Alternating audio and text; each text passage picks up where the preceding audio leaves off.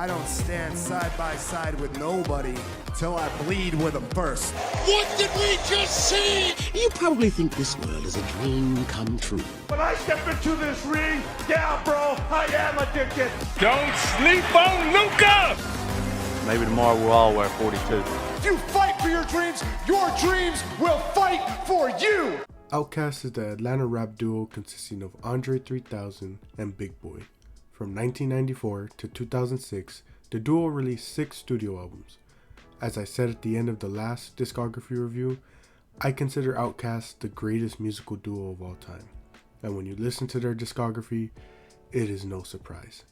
A duo that practically accomplished it all, both critically and musically. Record to record, it is quite the roller coaster, and it all starts with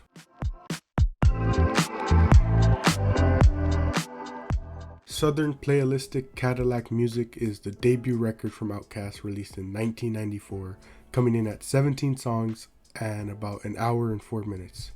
Starting off, the first thing I want to say is that Andre 3000 and Big Boi both simply have some of the easiest voices to listen to, and their accents only make that better. To me, it's super easy to introduce people to Outkast music because of this, it's their voice is just easy on the ears, but still unique enough that it sticks out from other artists. Starting this record off, I really enjoyed the production of My Intro to Let You Know. I was liking a lot of the lyrics on Ain't No Thing, as well as the flows that Big Boi and Andre use. However, I wasn't quite enjoying some of the production and vocal directions on this song. One of my favorite lines from this song though was Andre saying, "Y'all asking what I'm doing, I'm releasing anger." While listening to the song Southern Playalistic Cadillac Music, I thought back to what I mentioned before about what one of my friends had said. When referring to J. Cole's For Your Eyes Only, I mentioned that what I seek from rap music a lot of times is lyrically dense music that is insightful and introspective. However, as far as sonically, does rap music get any better than songs like this where you have Andre and Big Boi rapping, which is followed by a female singer on the chorus and bridges? I can give countless examples, from Crooked Smile by J. Cole to Jid's Synonym to The Wild Side by Absol to Mental and Sirens by Denzel Curry to countless others. Again, I personally love variety and wouldn't go as far as to say I want all rap music to be this specific way, but this style is definitely one of my favorites. Naming off some other things I like from this record, I really liked the aggressiveness from Call of the Wild. When it came to Claiming True, I really enjoyed the message of simply wanting people to put themselves in their shoes and understand their mindset behind some of their actions. Funky Ride was such a funny shift out of nowhere. Players Deep is a prime example of Andre and Big just having the cheat code to making amazing music. It is no surprise to me that this was the song that got the most attention at the time, an absolute classic. One of the things that does surprise me though is seeing that Deep is the lowest streamed song on this record, on Spotify at least, excluding the interludes on this song. This song is probably one of my favorites from Outkast on this record, especially when it comes to their flows. At 5:31, Andre and Big absolutely ran this song without a second to breathe, basically. I love the line from Andre saying, "Y'all couldn't even be like me if you were my twin." Such a cold line, and it just goes to show that even in their early days, Outkast knew that many would try and replicate, but there is only one Andre 3000 and Big Boi. Genuinely one of my favorites and hope to see more love for it. Closing out, I could do without all the interludes, but it does bring this question to mind. Would I rather have interludes like the ones here on this album, or the ones like in the Pink Panthers video where I was mad that they weren't made into a full song?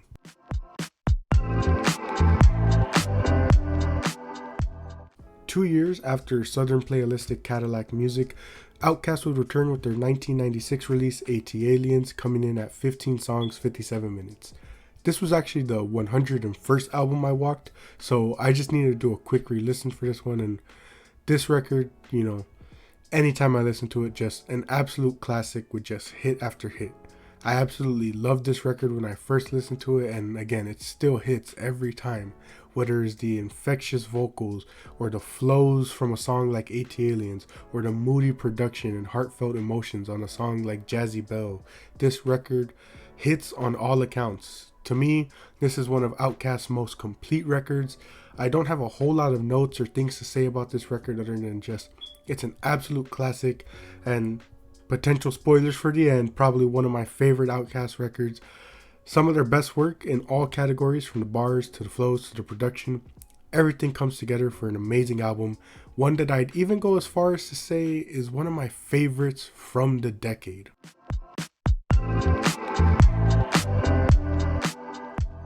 Aquemini is the third release of Outkast, coming in at 16 songs, an hour and 14 minutes. While it isn't a criticism I have for this album, I do have to mention this point since I brought it up a lot in the J. Cole video, and I want to be a bit fair. Yes, these albums are quite long, just like the J. Cole albums. That becomes a bit more obvious, especially in the latter half of Outkast's discography. I think they had it right with ATLiens, about 15 songs, an hour long, However, I don't have as big of an issue with at least these first three albums, because there's less songs, meaning the songs are longer. Plus, it's hard to hate on the length when the songs are so great, but I just wanted to get that point in there. Getting into this record, one of the interesting things that stuck out to me is sort of the facts I learned while researching. The title, Aquemini, is a portmanteau of the two members' zodiac signs, Big Boy being an Aquarius and Andre 3000 being a Gemini.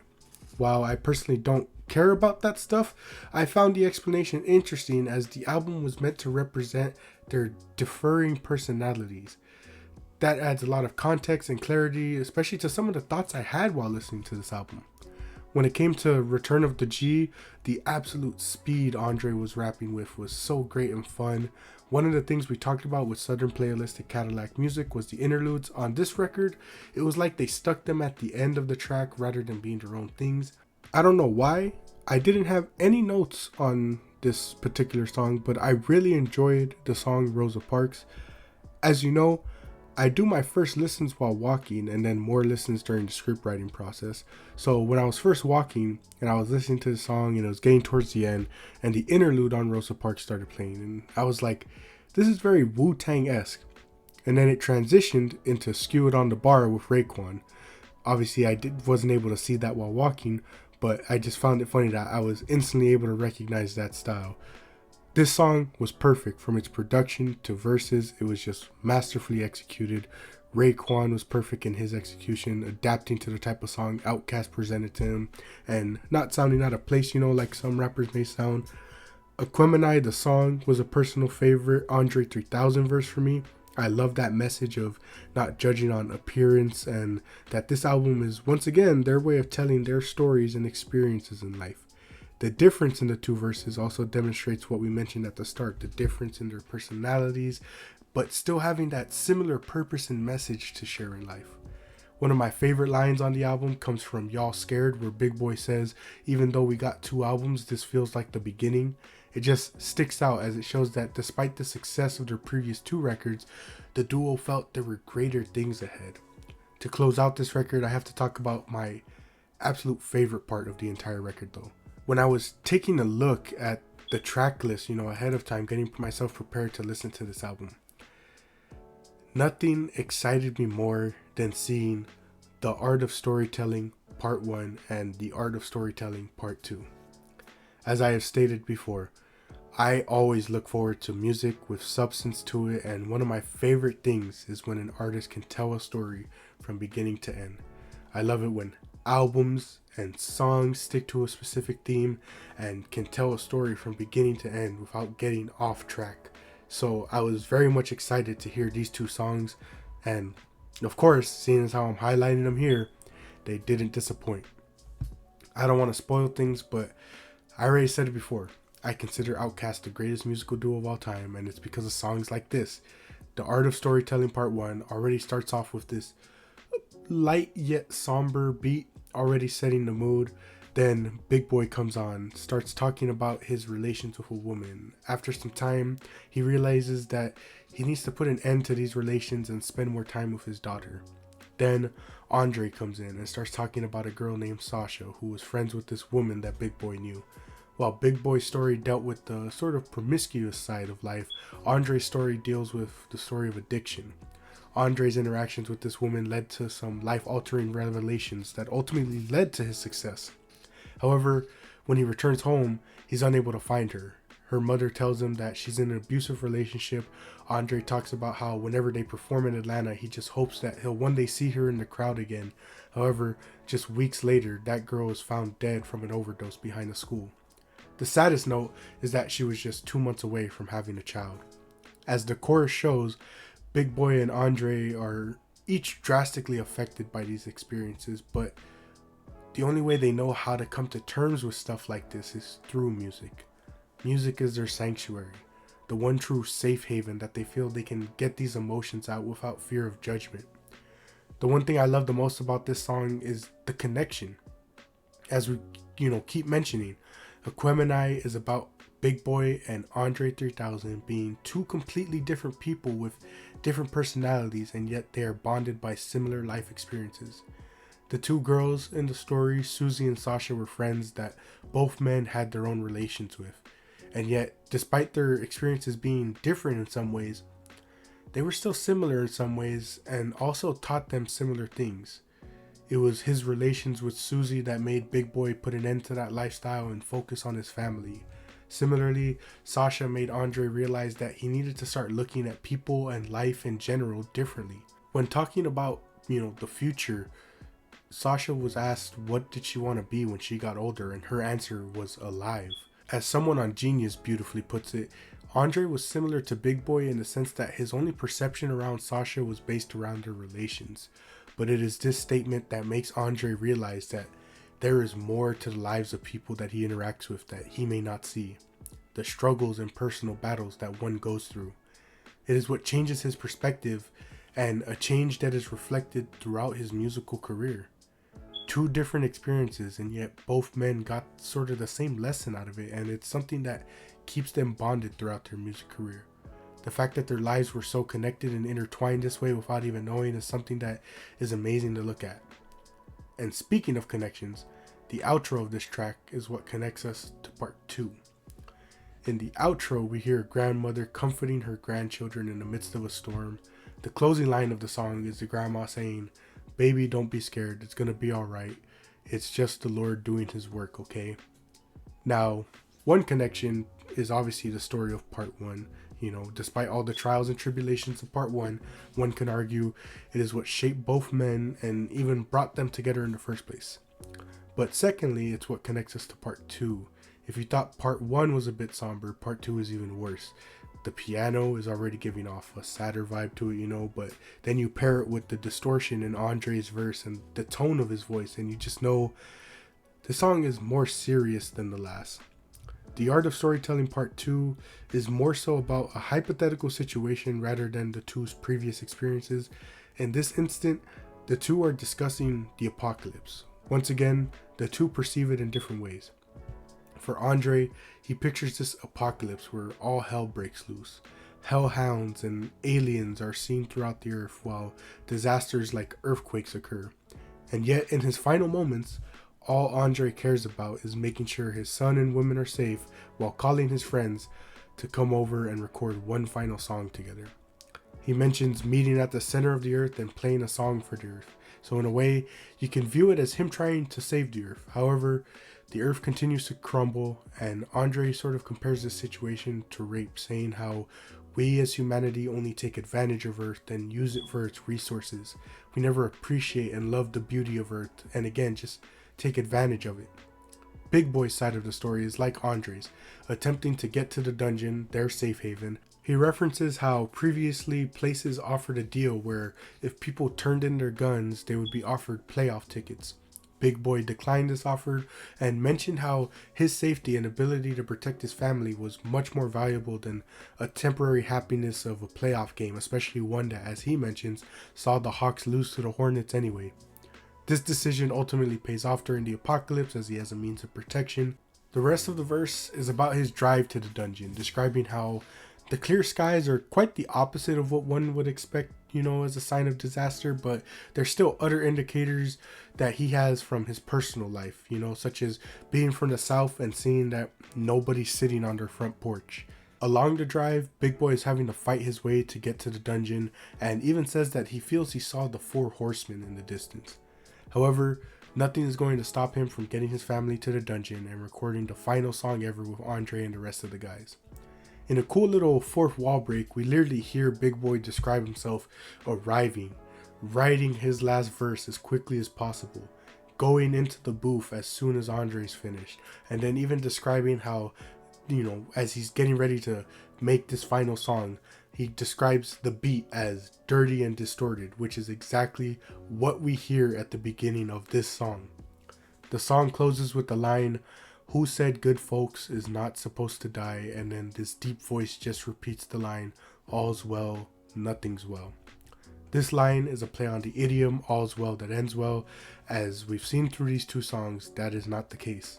In both instances, things seemed well, but as soon as both Big Boy and Andre realized that it was all just a facade. Similarly, the world will act like all is well when disaster and tragedy are occurring all around the world. While all might seem well, suffering and corruption occurs below the surface, and even if we don't see it, it doesn't mean it isn't happening.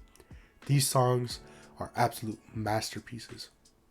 I truly can never decide which of the 2 I like more. Sometimes I love part 1 more, other days I'll switch to part 2. Just 2 great songs that absolutely represent the art of storytelling.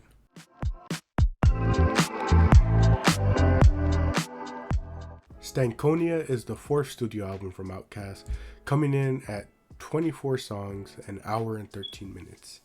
Now, that length mainly comes from the many interludes on the song, but this is where I started to feel the sort of same way I was saying about those J. Cole albums, where I was like, this is getting a bit too long for my liking, 24 songs, I know a lot of them are interludes, and so it cuts it down, but still, it was like, but starting off, this album is of course known for its classics like So Fresh, So Clean and Miss Jackson, and rightfully so, 2 really great songs.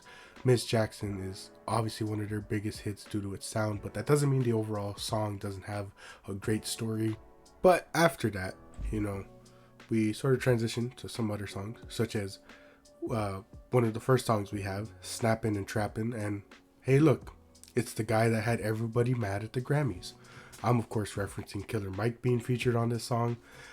I don't necessarily dislike this song. In fact, I enjoyed a lot of the verses on it.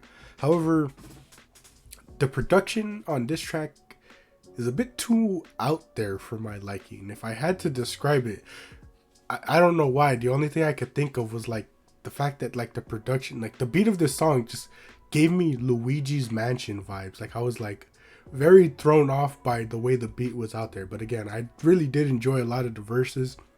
Production on this one is just maybe a bit too out there. Spaghetti Junction was a really great track for me. Everything came together on this one. The production was great and definitely had the sound of some of their older records. I like the Run DMC reference they had on here, and the way Andre and Big Boy were just going back and forth was cool. One thing that I noted during my walk about this record as a whole was that they were being very experimental on this record.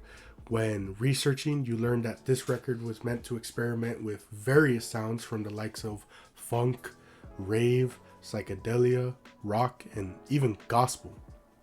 And the duo not only experimented with these sounds, but wanted to find a way to fuse them with their southern style. One of the little details that I like is that this record was recorded in their new recording facility, meaning they had less restrictions and thus more time to really refine their work. One of the tracks that really stands out to me is Explosion featuring Be Real. This is really where you saw the rock experimentation come into play. At the same time though, despite, having that influence on them, you can also hear the influence a track like this have, like the influence it would have on a lot of different rappers, especially later on. The main thing that this track reminds me of though is Linkin Park. And the craziest thing I learned from research is that Hybrid Theory was actually released 7 days before Stankonia.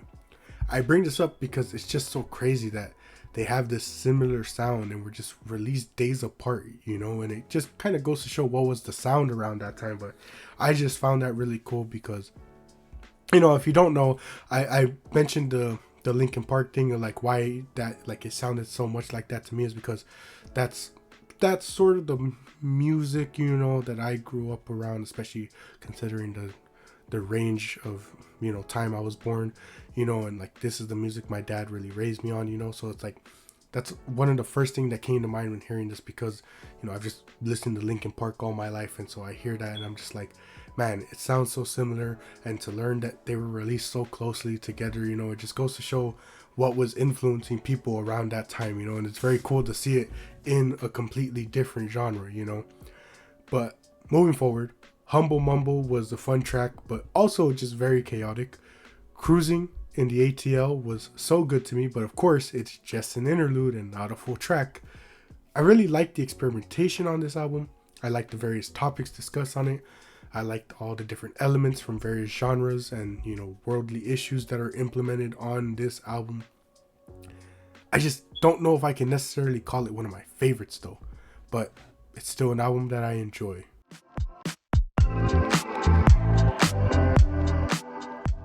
Speakerbox / The Love Below is the 5th studio album from Outkast, but really it is 2 solo albums combined into one. The full album comes in at 39 songs, 2 hours and 14 minutes. Speakerbox is Big Boy's solo album, and The Love Below is Andre's solo album. This all comes into play when Andre pursued an acting career and afterwards wanted to make music of a different style, some of which was seen on Stankonia. Rather than, you know, forcing Big Boy to try and work that style for an Outkast album, the two essentially agreed that, you know, they would record their own solo works. The craziest thing I learned was that around 120 songs were actually recorded for the double album, and by the end of it all, Andre was just super stressed out, and who could blame him? Getting into the albums. Starting off with Speakerbox, I thought Ghetto Music was a fun song, but all the different changes made it a bit hectic. It reminded me of I can't think of the name, but that one song off the MGMT record that I sort of said the same thing, where it was having all these different changes, and while it was like a bit unique, again, a song like Ghetto Music with all those changes, it just made it a bit hectic at times. Also, just because these were solo albums doesn't mean you don't get each member appearing, of course. The Way You Move featuring Sleepy Brown was a great song. I really enjoyed the inclusion of trumpets on that one. The Rooster was an intriguing song, I'll say. Sonically, it comes off as a bit comical, but then you look into the lyrics and realize the story has a more serious tone. Speaking of serious tones, War was a great track from this record. I had to play the song again to truly grasp it, you know, the first time I listened to it. One of my favorite lines from Big Boy on this track that we will sort of see reiterated later on by Andre in his own solo record is the ending where he says, "Y'all got me? Well, I got y'all as long as I know you're listening." Church was another great track with a good story and message. I will say I was a bit thrown off by the production though. Like the Rooster, it comes off a bit comical. To me, it sounded like those memes where people sort of mash up songs with video game music, you know. I still really enjoyed the verse though, the vocals on the chorus, the overall production of the song. It might distract people from the message, but I think that may be intentional. You know? As you look throughout Outkast's discography, you see a lot of examples like this, and again, I think it's done intentionally, you know. I don't want to jump ahead, but one of the main lyrics from, you know, especially that people reference all the time from Hey Ya, is the line, "Y'all don't want to hear me, you just want to dance." It's like they're trying to prove a point with songs like this, you know. Someone might listen to The Rooster or Church and be focused on the beat, thus showing they aren't really paying attention to the message of the song. Tomb of the Boom had some simple but great production on it, but I don't know if I was the biggest fan of the entire song. I will say it does make me wish we could see more songs like this nowadays, you know, just the days of being able to see multiple artists hop on a track, you know, and collaborate together. Last Call was a similar song with a lot of features, but, you know, again, was a really fun song. Moving on to The Love Below. This record from the start lets you know it's going to be something different. However, I just want to get it out the way now. I don't have a whole lot to say about this album. I really enjoyed the track Behold a Lady and its unique sound. I enjoyed the tone shift that occurs in like the second half of this record, but I don't have much to say. The situation for this album is one that I've sort of described in the past. it wasn't a thing of me thinking the music was bad. It was just, it's just the fact that it wasn't connecting with me at this current time. This album very much comes off as one that I need to listen to in a different scenario. And trust me, this isn't me jumping through hoops to avoid saying something negative about this album or to avoid saying that I don't like this album. In reality, I recognize that all music is not going to connect with people, especially because sometimes it requires a specific perspective. I could very well imagine this album hitting very well with someone in love or in a relationship. Since my current point in life is neither, it's easy to not relate or truly digest material surrounding that. To me, it's an album like 808s and Heartbreaks or Mr. Morale and the Big Steppers. You aren't going to truly feel what the artist is trying to convey until you're undergoing those same similar circumstances. I don't know if that makes sense to anybody else, but that's just the way I view music a lot of times. It's like listening to a summer album during the winter. Is the music good? Yes. Would it be improved if you were listening to said album in the summer, on a beach, or freely driving down the coastline? That's basically the point I'm trying to make here.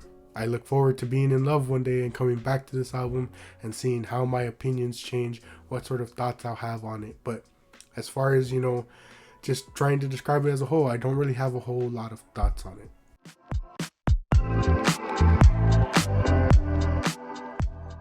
Idlewild is the sixth and final studio album from Outkast, coming in at 25 songs, an hour and 18 minutes. I will say this. This is the one record that I actually didn't mind the length. So the context for this one is that this album is meant to accompany the duo's film of the same name. I don't know what the reception around this album is like, but I really enjoyed this record. And real quickly, gotta say this because I was talking to my dad about this before, this video is obviously gonna come out. I was talking to him about it ahead of time. So I have never seen this film, I do want to check it out to see what it's like, since it's an album that accompanies this film. But my dad just wanted me to shout out, Andre's acting career, and his work. And I mentioned to my dad that while, in the process of the script writing and doing my research, I saw someone describe, I think it was for when it was the Speaker Box and the Love Below, or maybe it was Idlewild. Someone out there had written that Andre attempted an acting career and made a comment that it wasn't successful and all that. And my dad and I were just would completely disagree. My dad was like, I don't know who had that opinion, but that is obviously not true. My dad then told me to make sure to shout out his work, so obviously got to shout him out, because I don't know who's making that comment out there, man, but you do you. But anyways, like I said, I don't know what the reception around this album is, but I actually really enjoyed it. Peaches was a really beautiful song with a nice sound. Idlewild Blue was a fun and unique track with so many different elements to it, specifically the country elements. Speaking of different elements, I enjoyed the inclusion of the marching band on Morris Brown. I wish Chronometrophobia was a bit longer, I really liked the introspection of this track, going into detail on that fear of time passing. Andre even says it looks like the end is coming, foreshadowing the end of Outkast. Such an introspective track, and yet it features one of the hardest bars from Andre saying, "Only thing free is my flow that y'all be chasing." Hollywood Divorce completely threw me off for the fact that Lil Wayne is on it. It seems so odd. I just didn't think their times really overlapped like that, but this collab worked really well. I really love the feeling of Call the Law. Janelle Monáe was really good on this one vocally. Big Boy does his thing as per usual. However, my main complaint with this song is that sort of the same sort of complaint I have for a couple other songs on this record, and it's just the fact that I wish Andre was on it. I want to hear what he would have sounded like on this record, or some of the songs on this record, but Janelle Monáe and Big Boy really do their thing on this one. It sort of reminds me about how I felt with Linkin Park's final project, bringing back Linkin Park into this, where it was sort of notable that the duo of Chester and Mike were missing on some songs, you know, where it was like only one is appearing on a track where the other isn't, or there's like the occasional inclusion of both, you know. And it's been quite some time since I listened to that record, you know, especially because of like the emotions that come with that final record. But so I may be misremembering, you know, but like I just remember at the time when the songs were coming out, like the singles, and then when that final record came out as a whole, I was like, man, it doesn't seem like Chester and Mike are on a lot of tracks together, you know. So that's kind of how I felt with Idlewild, where I was like, man, doesn't seem like Big Boy and Andre are on a lot of songs together, you know. Like they're still there together, but like not as often, you know. But moving forward, Bugface was another great track. In Your Dreams was another favorite of mine.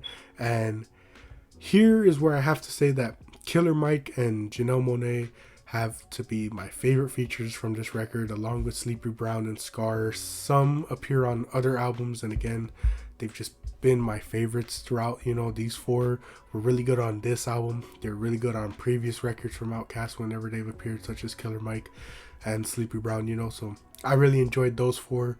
However, after this track, I just kind of feel like the album falls flat for me. The final songs don't stick out to me as much, and then there's the final song, A Bad Note. I actually like the closing production, but it just feels like a weird end, you know. And many say and make the joke, Outkast literally ends on a bad note. I wonder if it's intentional. More than likely it's intentional. But to close here, I think Idlewild is an underrated record in Outkast discography and a personal favorite of mine.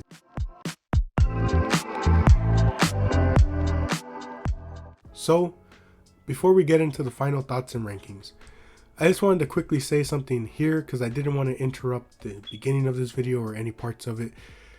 I just want to apologize for the delay with this video. So originally, I wanted to take some time with this one, sort of due to bias. Like I said, I consider Outkast the greatest musical duo of all time. I keep repeating myself, I know, but that's what I consider them. And so I really wanted to take my time really articulating my thoughts, you know. Is it unfair to some other artists? Yes, but like I said, we all have our favorites. We all enjoy different things, you know. So I want to take my time. As you can tell from everything I had to say, I definitely took my time, you know, articulating my thoughts. However, there's been quite some delay with this, as you can see from the previous release. The reasoning being, well, first off, I was dealing with some pain this past week, or not this past week, it was about 2 weeks ago now that I'm recording this, which goes to show how outdated this script is. About 2 weeks ago, I was dealing with some pain, which really halted things. It was so bad that like I couldn't even sit at my desk for 5 minutes without needing to lay down. And then immediately after, it's the week after, as you could likely tell from my voice, I got sick with a cold. This really set us back because that's now about 2 to 3 weeks of videos and walking that was done with no scripts, you know. Like I've walked a lot in that time that it's taken to get this one out, you know.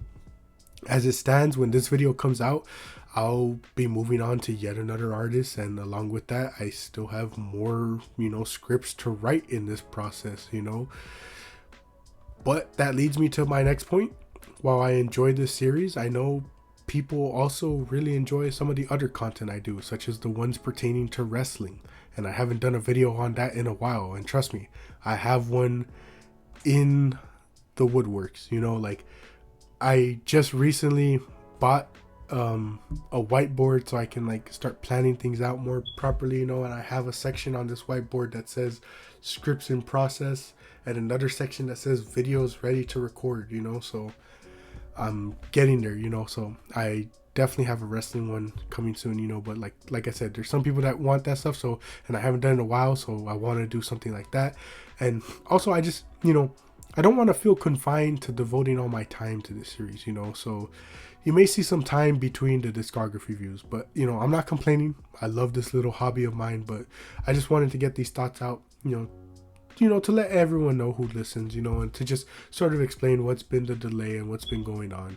But so getting to the final thoughts, there's really not much to say. I knew it before and still think it now. One of the best discographies ever.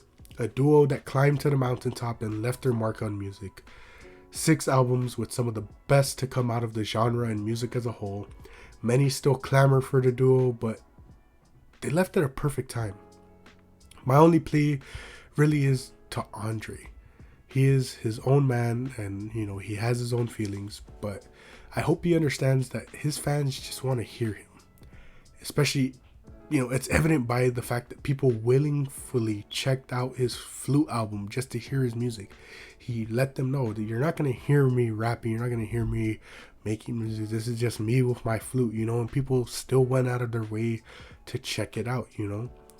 And if you're asking why I bring this up, it's because in an interview he had said something along the lines of basically like, he's older. What does an older man like him have to offer to music anymore? You know, he still does his features from time to time, but you know, that's sort of the way he feels. And again, he's entitled to his own thoughts, his own feelings, you know, and I'm not over here trying to tell another man how to feel, you know, but all I just say is, you know, as a sort of like counterpoint to that sort of thought that he has, look at the amazing introspective work that Danny Brown has done, you know, in his quote unquote later years. Your own partner, Big Boy, has continued to put out his own music as well, you know. Personally, I'm not asking for an Outkast reunion or for Andre to come out with another ATLiens type album. I just want him to understand that there are things people want to hear from him. But at the same time, I can understand staying away, you know, and not wanting to sort of be in that sort of role that, you know, Kendrick Lamar found himself in, where it was like people felt they needed to hear him speak on things in order to get their own opinions on things, you know, like that may be something.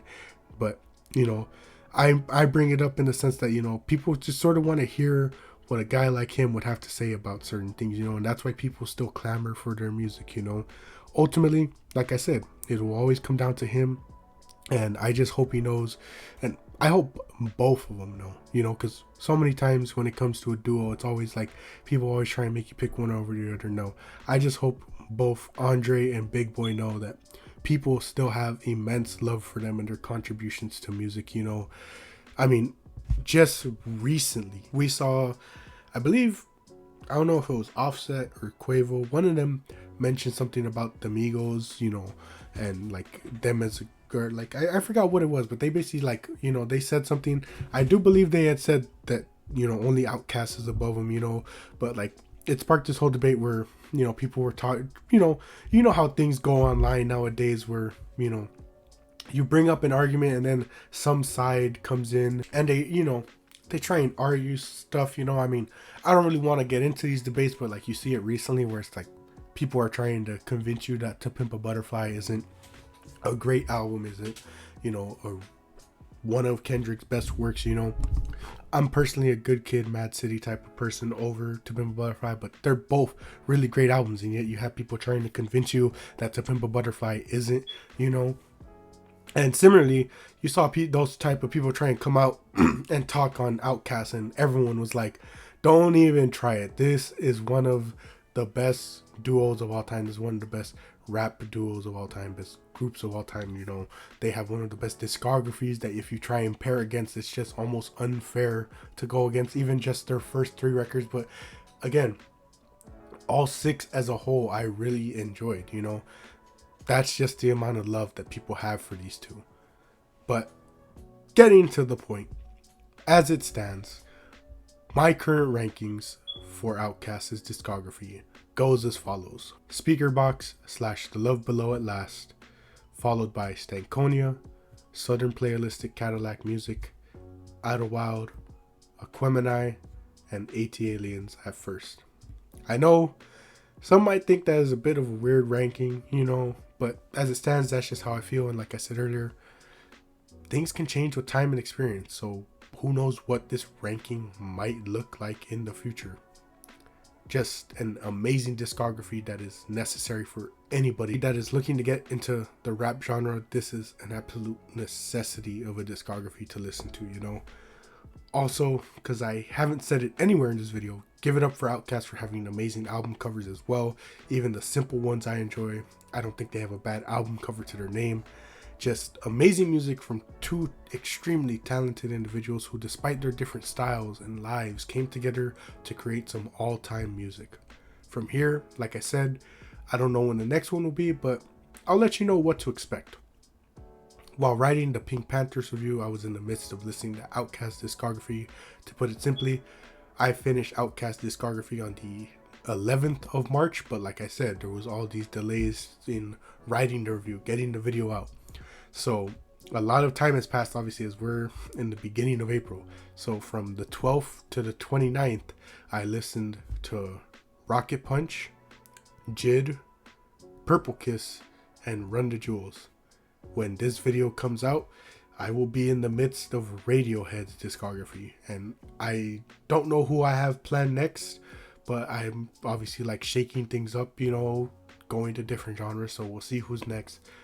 But quite a lot of reviews to expect, and we'll just have to see when those other reviews come out. Hopefully soon, hopefully, you know, in a pattern so that you guys can look forward to the next one.